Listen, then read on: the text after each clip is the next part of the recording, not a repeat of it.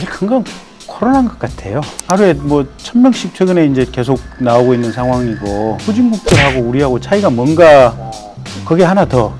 코로나 백신 주사 2월 달부터 지금 몇 명이 맞냐, 이게 지금 확실하지가 않아요. 이제 문제는 대통령님의 말씀의 태도가, 질병관리청장이 주책임자야, 이건 청와대가 할 일이 아니야, 지금 이랬던 거 아니에요. 두 번째는 저거예요. 조국, 그다음에 윤석열, 정의에 대한 관념, 이런 것들이 다른 엉뚱한 기조로 가 있구나. 좋은 흐름으로 반전될 여지는 없어요. 네, 여러분 안녕하십니까. 시사 끝장입니다. 이 문재인 대통령의 지지율 떨어지는 흐름으로 그렇게 나오고 있고, 부정평가가 59.9%, 뭐 거의 60%에 달하는, 지난해 9월 둘째 주부터 이 긍정과 부정의 흐름이 바뀌었는데, 이것이 지금 점점점 더 격차가 지금 확대돼 가지고 거의 부정평가가 60%까지 올라갔습니다. 이 대통령 지지율에 숨어 있는 비밀 무엇일지 김경진 전 의원님 모시고 얘기 나누겠습니다.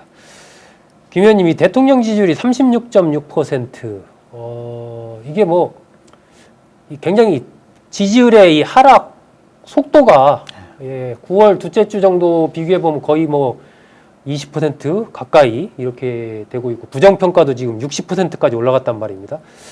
이게 물론 뭐 집권 후반기 이제 들어가면 떨어지는 것은 뭐 과거부터 그래 왔는데, 이게 속도가 거의 정말 너무 빠른 거 아닌가 싶기도 한데, 김 의원님 어떻게 진단하십니까? 제일 큰 건 코로나인 것 같아요. 코로나. 네. 아하. 그러니까 작년 4월에 지금 이렇게 여당이 대승을 했던 거는, 네. 코로나 대처를 잘 하고 있었고 더 잘 하라라고 지금 힘이 몰아졌는데, 위기 국면이니까 네. 몰아섰는데, 근데 최근에 연말 11월부터는 코로나 결과도 안 좋잖아요. 예. 하루에 몇백 명씩 나오고, 네. 지금 또 뭐 구치소 저런 부분 사실 또 정보와 관련 있는 부분인데, 그죠? 예. 하루에 뭐 1000명씩 최근에 이제 계속 나오고 있는 상황이고, 이러면 코로나 대처를 못 한다고 하는 후진국들하고 우리하고 차이가 뭔가 지금 근본적으로 그게 있고, 네. 그 코로나 속에는 방금 말씀하신 대로 구치소 안에서, 사실은 구치소에 있는 사람들은 대단히 취약계층들 아니에요, 보면. 그렇죠. 예. 예. 근데 그 안에서 심지어는 마스크도 이해가 안 가더라고요. 이해가 안 갈 정도로 그게 지금 대형 사고들이. 어쨌든 법무부 직할 예. 공적인 기관인데, 예. 마스크 참 이해가 안 가는 부분이. 그러니까요. 그러니까 보도에 보면 뭐 코로나 홍보하는데, K방역 홍보하는데 1200억을 썼다고 하는데, 그 마스크를 국비로 지급을 안 했다? 그것도 나중에 해명 나온 거 보니까 예산이 부족해서 뭐 못했다니, 그 예산이 그거 얼마, 참 이해가 안 되는 부분이에요. 그러니까 국민들 입장에서 보면 그게 하나 더. 코로나 백신 주사. 네, 예. 선진국은 지금 벌써 한 보름, 한 달 전부터 지금 맞기 시작했잖아요. 네, 네. 그런 모습을 영상을 통해서 우리 그래서, 국민들이 보죠. 예, 봤죠. 봤잖아요. 근데 우리는 지금 빠르면 2월 초순부터, 지금 2월 달부터 맞기 시작한다고 하는데, 2월 달부터 지금 몇 명이 맞냐, 이게 지금 확실하지가 않아요. 네, 네. 그리고 얼마 전에 그 일부 지금 백신 같은 경우는 뭐 2분기에 들어온다고 했는데, 2분기에 그럼 몇 개가 들어오냐. 네.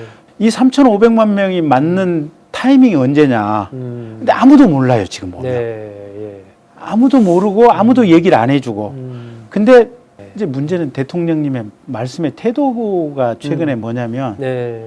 아니 그거는 저기 질병관리청장이 주책임자야, 이건 청와대가 할 일이 아니야, 지금 이랬던 거 아니에요. 내가 공무원들한테 대통령으로서 얼마나 많이 지시를 했다고. 지난 4월부터 지난해 4월부터 했는데. 근데 그 얘기를 듣는 순간 국민들이 다들 뜨악한 거 아니에요. 아니 지시를 했는데 명확하지가 않으면 대통령이 쪼아야 되는 거 아니에요, 속된 말로. 이게 군대로 말하면 조인트 까가면서 언제까지 되는 거야, 누구라고 하는 거야, 어떻게 되는 거야, 여기 부족한 건 뭐 있어, 내가 뭘 지원해 주면 돼, 뭐 이렇게 해야 되는 거 아니에요, 보면. 근데 그 얘기가 지금 전혀 없는 거 아니에요, 보면. 이게 주책임자가 질병관리청장입니다, 이 얘기는 절대 해서는 안 되고, 모더나 CEO하고 통화하는 장면을 보여줬다면, 힘들지만 서로 그냥 각국에서 이제 백신 뺏으려고 노력하는 와중에 우리 대통령 노력하네, 뭐 요 정도로 했을 텐데, 책임자가 저 아래 것입니다, 이래버리는 순간 그냥 맛이 확 가버려요. 이제 그게 최근에 지지율 하락과 관련해서 중요한 국민들한테 요소다. 컸던 것 같고, 두 번째는 저거예요. 조국, 그 다음에 윤석열, 이게 속칭 법률과 사건의 문제들. 판결 난 것들. 예. 조국 관련해서 대통령님이 조국한테 마음에 빚이졌다. 아니 국민들 같은 경우 뭐 그런 거 아니에요. 보면 그 고2 학생을 영어 논문 일저자로 올린 것만 가지고도 누가 봐도 웃기는 짓 아니에요. 네, 옛날 같으면 네. 그게 법에 위반이 되든 안 되든 그것만 가지고 킬 아니에요. 보면 아웃이잖아요. 네, 보면. 네. 근데 억지로 임명을 했고 그리고 검찰이 기소를 하니까 이건 검찰이 세상에 대통령님의 인사권에 대드는 이게 반역행위 역모를 꾀했다라고 네. 검찰을 해서 윤 총장을 자르려고 했다가 최종적으로 법원에서 판결이 난 걸 보니까 정경심 교수 뭐 서류를 몇 개를 위조를 했고 무슨 네. 허위 문서가 몇 개가 있고 네. 조국 교수도 관련이 돼 있고 다 있고 막 이런 법원 얘기가 판결에 나왔죠. 예. 네. 검찰이 얘기했던 것이 거의 100% 사실로 지금 드러난 거 아니에요 보면. 그러니까 그런 면에서 국민들이 뭔가 대통령님이 말하는 기조가 마음에는 안 드는데 머릿속에 확정을 못 시켰던 부분들이 아하. 이게 작년 연말에 들어오면서 아주 선명해져 버린 거예요. 판결을 통해서. 판결을 통해서 선명해져 버린 거예요. 이게 대통령님뿐만 아니라 법 요건이 어떻게 보면 사물을 인식할 수 있는 능력, 사람에 대한 판단 능력, 정의에 대한 관념 이런 것들이 완전히 보통하고는 좀 다른 엉뚱한 기조로 가 있구나. 그게 또 윤석열 총장에 대한 징계 그렇죠. 관련된 부분에 대한 법원의 판단 그것과 또 같이 계속 전부 엮여 있는 거죠. 예. 네. 그래서 코로나 한뭉탱이, 그다음에 조국 정경심과 또 그와 연결된 윤석열 총장 자르기 이 한뭉탱이 이런 것들이 국민들 마음속에 이렇게 맺혀 있으면서 네. 최근에는 그냥 이렇게 아예 급격한 하락세의 기조로 들어간 것 같아요. 네. 근데 마지막 방아쇠에 트리거를 당긴 건 두 가지인 것 같아요. 백신 내 책임 아니다. 질병관리청장 책임이다.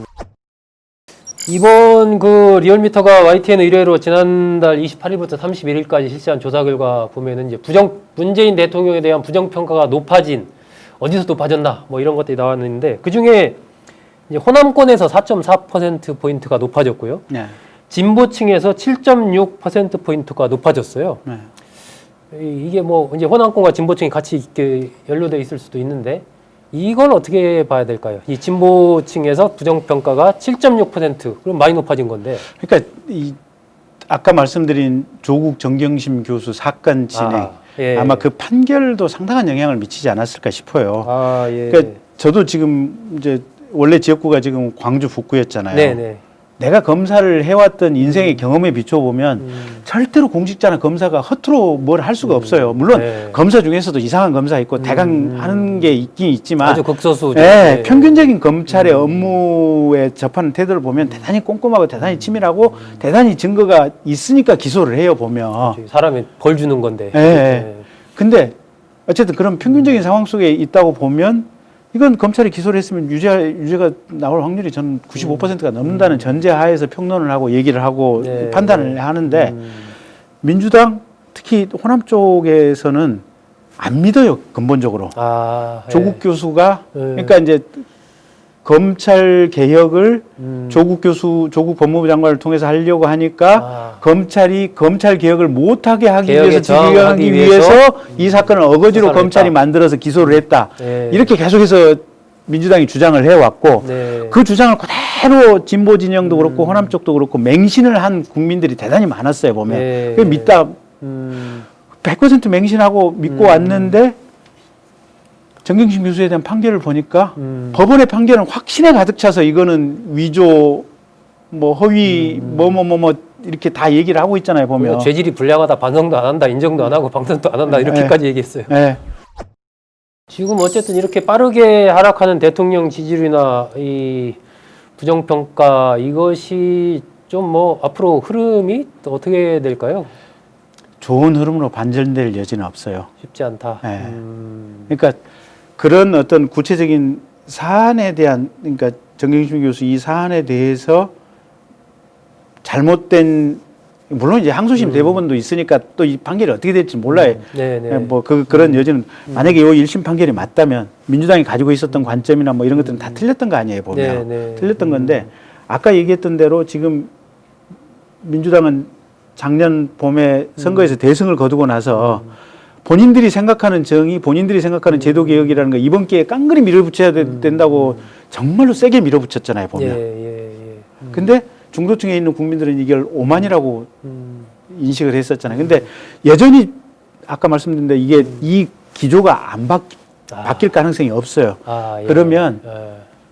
큰 틀에서 보면 갑자기 민주당에 있는 국회의원들이나 뭐 열린우리당에 있는 열린민주당에 있는 국회의원들이나 이분들이 겸손하게 바뀔 것도 아니고 또 굉장히 그쪽에 시끄러운 스피커들이 많잖아요 보면. 네, 예.